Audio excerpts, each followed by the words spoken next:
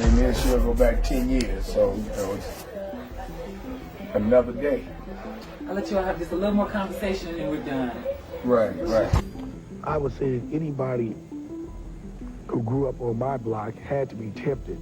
But Hammer used to, people used to like test them a little bit and just to see if he was, you know, dancing Hammer. Suge Knight just dropped a bombshell that there's one OG that even Jay-Z feared, and it's not Tupac or Biggie. It's none other than MC Hammer. I tip my hat to Jay-Z. That's a cold move right there. He played it cold. He played it cold. That man is not to be played with. He's not to be played with. Shocking, right? But according to Suge, Hammer wasn't just a dancing machine. He had serious street cred and connections that made even the top dogs think twice. Everybody knew that I had 200 employees. It wasn't no secret. So what you think? I was paying them in hamburgers?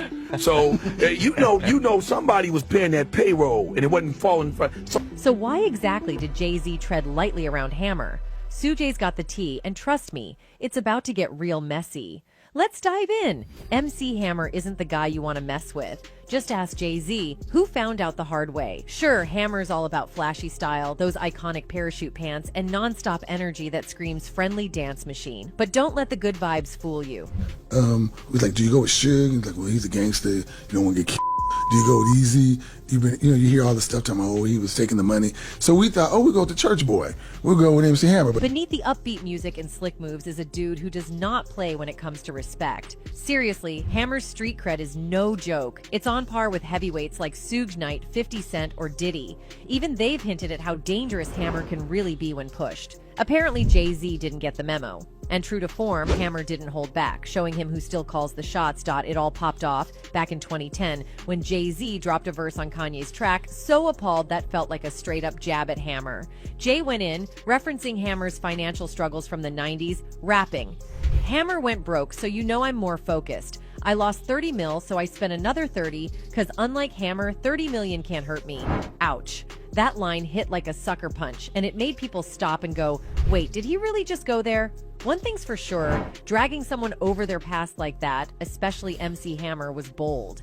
Hammer wasn't about to let it slide, though. First, he hit up Twitter to vent, accusing Jay-Z of selling his soul, a rumor that's been swirling for years but hit differently coming from Hammer. But he didn't stop at tweets. Oh no, Hammer turned the heat way up with a diss track and music video called Better Run Run.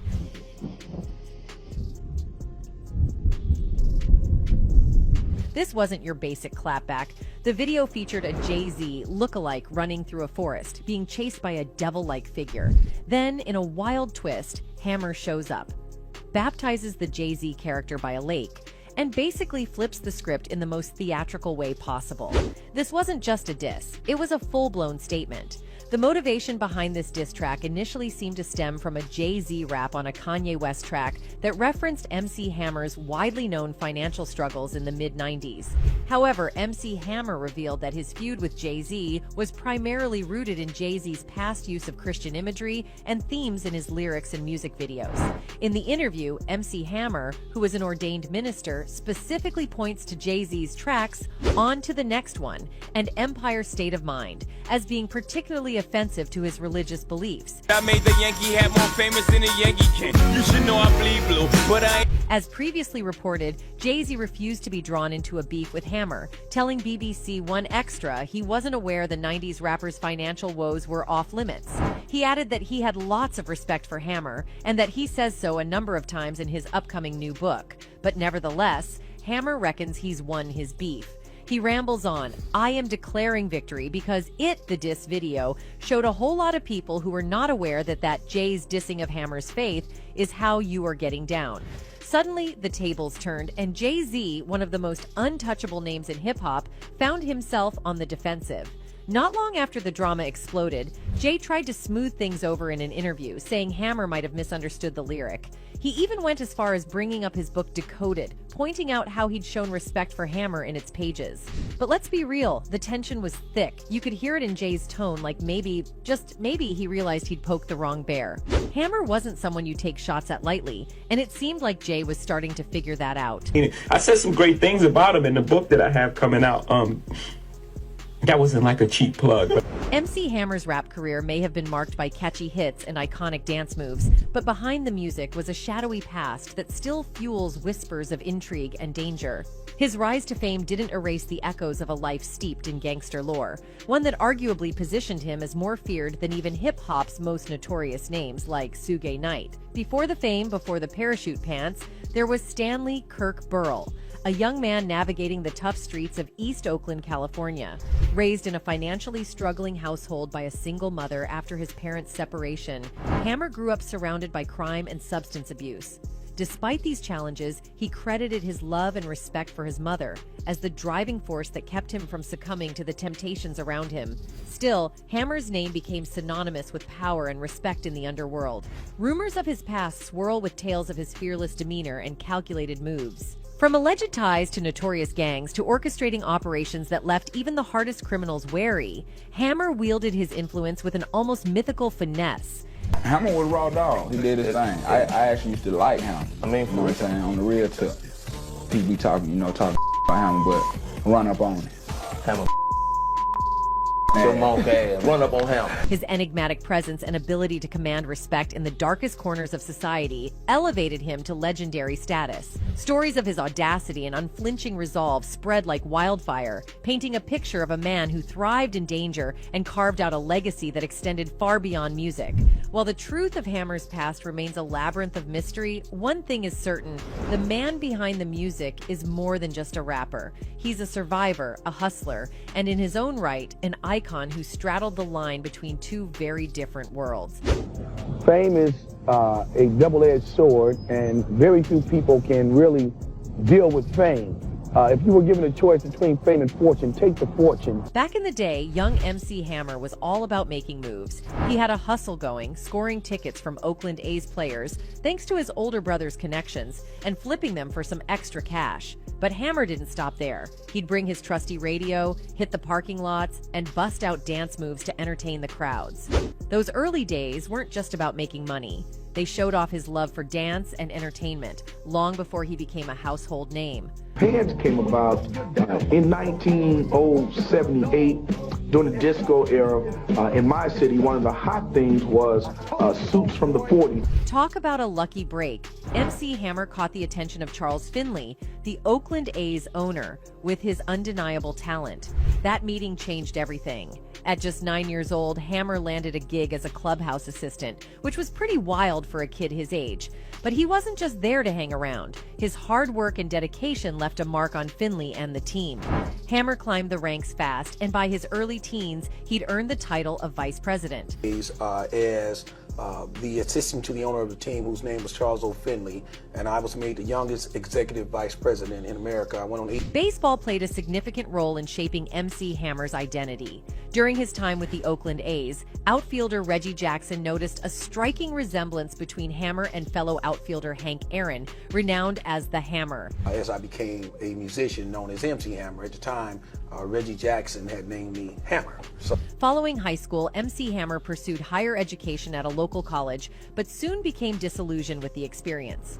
Opting for a different path, he enlisted in the Navy and served for several years, earning an honorable discharge. During his military tenure, he and a roommate crafted music demos right in their barracks. Post-service, Hammer ventured into the music scene, briefly joining a gospel hip-hop group called the Holy Ghost Boys. This diverse journey laid the groundwork for his multifaceted career in the music industry. You in the wrong place, wrong out here, and we won't. Following his military service, MC Hammer pursued his passion for music by securing a substantial loan from a couple of former Oakland A's players. This financial support allowed him to establish his very own record label, which he named Busted Productions. Under this company, he founded Bustin' Records, an independent label where MC Hammer assumed the role of CEO. I want to battle you, and I want to get the glove. The glove would be like the prize. Right, like the passing of the torch, maybe? Well, something like that, yeah. Something like that, but... Rebranding himself as MC Hammer, which symbolized Master of Ceremonies, he recorded his debut album titled Feel My Power and independently released it in 1987 on his own label. This milestone marked the inception of his music career and set him on the path to becoming a prominent figure in the music industry.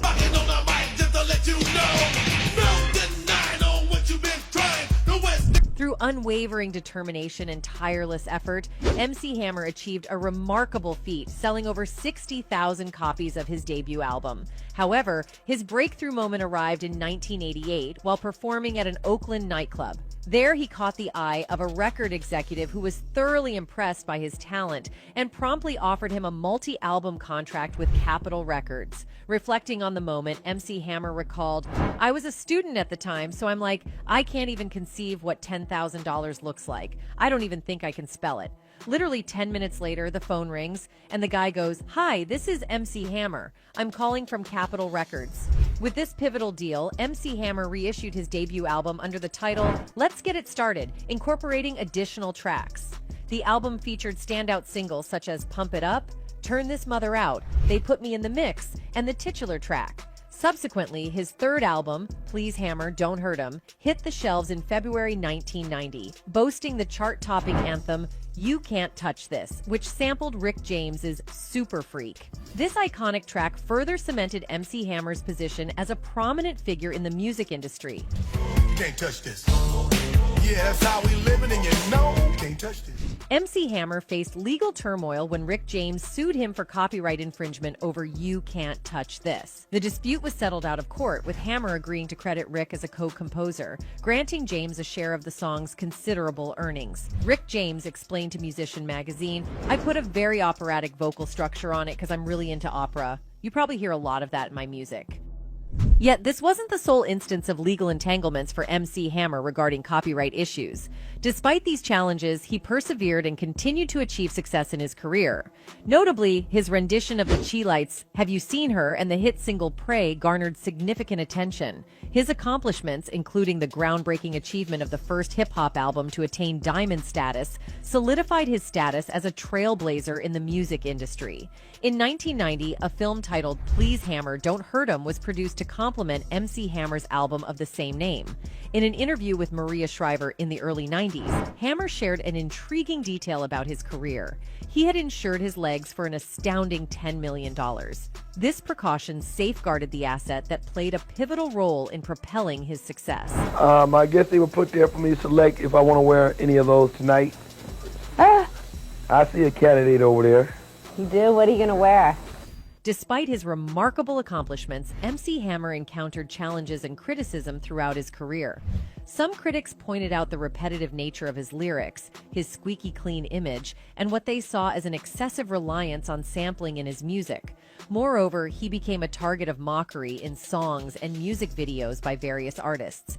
Interestingly, some of these responses were triggered by perceived insults from Hammer himself, highlighting the dynamic nature of his interactions within the music industry. Because they asked us what we think about MC Hammer, and we said, he can't rap. He's not a good rapper. Great entertainer. He's a great entertainer, but he can't rap. You know what I'm saying? You take away the jumping around. During the height of his career, MC Hammer stood apart from the stereotype of a gangsta rapper. His signature parachute pants, meticulously choreographed dance routines, and pop-oriented music distinguished him from the gritty image often associated with hip-hop artists of the era. Consequently, he became the butt of jokes and was labeled a sellout by some peers. His image was so entrenched that when he attempted to adopt a tougher persona on his 1994 album, The Funky Headhunter, skepticism arose. Some perceived this transformation as insincere, highlighting the challenges he faced in breaking away from his established image. And he's not even doing the fake rap that he do. He got his homeboy screaming all his vocals, and he's just jumping around, you know what I'm saying? So, okay. In reality, the Hammer who charmed the world with his friendly smile was a skilled showman. One of his fans wrote, "As a Bay Area native, I was a die-hard Hammer fan. He brought excitement, showmanship, and mainstream diversity to hip-hop at a time when it was extremely taboo. I appreciate him for going against the grain in spite of the backlash. Thanks for the great video. He was a hip-hop superhero to me." Another one added, "Hammer is one of the realest rappers to ever do it. He was attacked by his own peers who were envious of his fame and talent. 99% of all rappers don't have a track record as spotless as him." But Stanley Burrell, the man behind the stage name, possessed a toughness that shouldn't be underestimated. This fact became evident in an encounter Redman had with MC Hammer. In 1992, MC Hammer was undoubtedly the most commercially successful artist in the hip-hop genre. His 1990 album, Please Hammer, Don't Hurt 'Em, went on to sell 22 million copies, while 1991's Too Legit to Quit added an additional 5 million to his impressive sales figures. His immense success and his more mainstream-friendly style made him a target for criticism from purist MCs. Redman was one of many critics, and he expressed his views on MC Hammer in the Funky Uncles skit from his debut album, What the Album? During the 1-minute interlude, Redman can be heard saying of Hammer, Hammer ain't doing nothing for us. He ain't S. You ain't S. His mama ain't S. His daddy ain't S. Ain't nobody S. Red became animated in recalling Hammer's response to the record, telling Vlad, that goddamn MC Hammer? Very serious about beef. Y'all laugh and y'all joke about Hammer? No, no, no, no. That N was deep with N. Anybody who talked come to the Bay Area, they was in for it, because we seen it, I seen it, and he was very serious about beef. Oh, you gonna talk about my dancing pants? I'll see you. And he would whoop a N out. In a 1994 interview on Rap City, MC Hammer mentioned that he had heard the skit Funky Uncles by Redman, and it didn't sit well with him. He expressed his displeasure by saying Redman, when he came out with his album, he has a little skit on the front of it that says something about Hammer. So, to me, he's just another young upstart, so I addressed it on the album and put him in his place. A year later, Redman found himself face-to-face with MC Hammer, 3 years after releasing the skit. It was evident that Hammer hadn't forgotten or forgiven the words from the skit. Redman recounted the encounter, saying, that guy came up to me on Yo! MTV Raps during their last episode. He approached me and said, Red, I'm going to tell you something. You're young, but I won't allow anyone to talk about my mother. Do you understand me? Redman, recognizing the seriousness of the situation, responded, yes, sir. To provide context, Redman mentioned that before this encounter, the Hit Squad had been in the Bay Area and had almost faced a confrontation. He recalled, we were already in Oakland with EPMD, and we almost had to leave quickly because they had people here, there, and everywhere, and it felt like we were boxed in. They weren't playing around, and we had to get out of there.